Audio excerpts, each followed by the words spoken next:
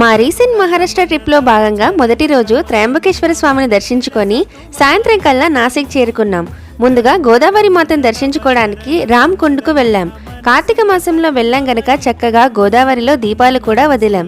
అదే సమయంలో అక్కడ గోదావరి మాతకు సాయంత్రం హారతి జరుగుతోంది. చూడటానికి కన్నుల పండుగగా అనిపించింది. ఇక్కడ పితృతర్పణాలు ఇస్తే స్వర్గస్థులైన వారి ఆత్మకు మోక్షం లభిస్తుందని నమ్ముతారు. తర్వాత రామ్కుండ్ పక్కనే ఉన్న కపాలేశ్వర స్వామిని దర్శించుకున్నాం. ఈ ఆలయం ప్రత్యేకత ఏంటంటే శివలింగానికి ఎదురుగా నంది విగ్రహం ఉండదు.